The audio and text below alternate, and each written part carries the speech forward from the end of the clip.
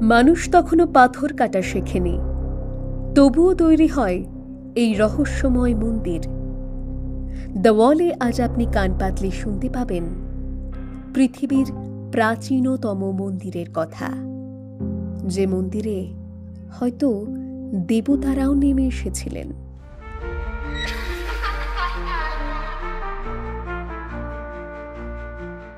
এমন এক মন্দির যা তৈরি হয়েছিল মানুষের সভ্যতা গড়ে ওঠার আগেই, পিরামিডেরও হাজার হাজার বছর আগে, যখন চাকা পর্যন্ত আবিষ্কৃত হয়নি। তখনই কেউ এক অজানা শক্তির নির্দেশে পাথর কেটেছিল, স্তম্ভ গড়েছিল আর বানিয়েছিল এমন এক জায়গা যেটি আজও বিজ্ঞানীদের ঘুম কেড়ে নেয়।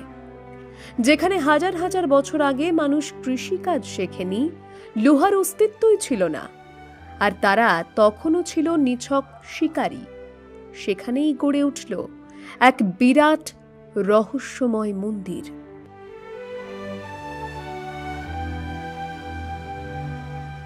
কে বানালো এই পাথরের দেবালয়? হ্যাঁ, যার কথা বলছি সেটা হলো গোবেকলি তেপে, পৃথিবীর প্রাচীনতম মন্দির, যা আজও দাঁড়িয়ে রয়েছে দক্ষিণ পূর্ব তুরস্কের পাহাড়ি উপত্যকায়, ইতিহাসের গোপন রহস্যকে জড়িয়ে ধরে। ভাবুন তো, পিরামিডেরও জন্মের ৭,০০০ বছর আগে, যখন মানুষ চাষাবাদী শেখেনি, তখন কেউ একজন বা একদল মানুষ বিশাল পাথরের স্তম্ভ কেটে খোদাই করে পরপর বৃত্তাকারে দাঁড় করিয়ে ফেলেছিল। প্রতিটি স্তম্ভের ওজন প্রায় ২০ টন, অর্থাৎ আধুনিক ক্রেন ছাড়া তা তোলা প্রায় অসম্ভব। কিন্তু তারা তুলেছিল কিভাবে? এই প্রশ্নের উত্তর আজও কারো কাছে নেই। গোবেকলি তেপের পাথরগুলো শুধু বিশাল নয়, তাতে রয়েছে সূক্ষ্ম খোদাই, সাপ, শিয়াল, হরিণ আর অজানা কিছু চিহ্ন, যা দেখে মনে হয় এক ধরনের প্রাচীন প্রতীকী ভাষা।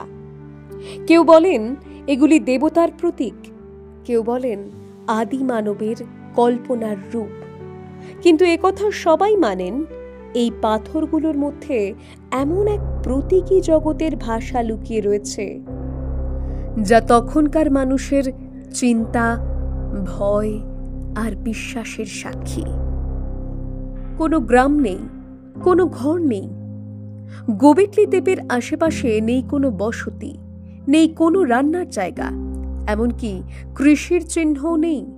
অর্থাৎ মানুষ এখানে বাস করতে নয়, কেবল বিশ্বাস প্রকাশ করতে আসত।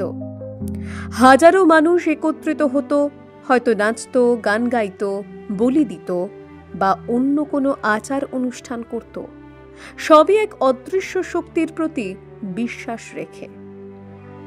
কিন্তু কেন মাটি চাপা দেওয়া হলো? আরও এক রহস্য। খ্রিস্টপূর্ব ৮,০০০ সালে, অর্থাৎ প্রায় ১০,০০০ বছর আগে, গোবেকলি তেপেকে ইচ্ছাকৃতভাবে মাটি চাপা দেওয়া হয়।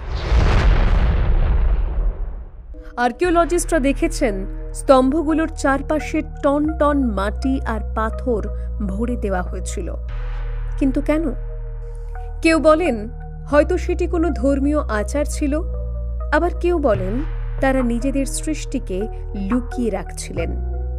যে কারণেই হোক, এই সিদ্ধান্ত আজও ইতিহাসের সবচেয়ে বড় অমীমাংসিত রহস্যগুলোর একটি।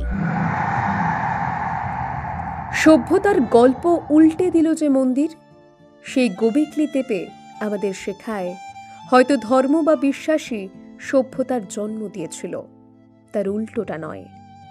আগে আমরা ভাবতাম মানুষ চাষ শিখে গ্রাম বানায়, তারপর আসে ধর্ম। কিন্তু গোবেকলি তেপে বলছে হয়তো মানুষ আগে বিশ্বাস খুঁজেছিল, আর সেই বিশ্বাসই তাকে স্থায়ী বসতি আর সভ্যতার পথে নিয়ে গিয়েছিল। আজ তুরস্কের এই প্রাচীন স্থানটি হয়ে উঠেছে বিশ্বজোড়া ইতিহাস প্রেমীদের তীর্থস্থান। ইউনেস্কো ঘোষিত এই ওয়ার্ল্ড হেরিটেজ সাইটে প্রতিদিন হাজারো মানুষ আসেন, দাঁড়িয়ে থাকেন সেই পাথরের স্তম্ভগুলির সামনে। হাজার বছরের নীরবতায় ডুবে যান। ভাবেন, যদি পাথরগুলো কথা বলতো তবে তারা কি গল্প বলতো। শেষে বলা যায়, গোবেকলি তেপে কেবল একটি মন্দির নয়, এটি যেন সময়ের বুকে খোদাই করা এক গোপন দরজা।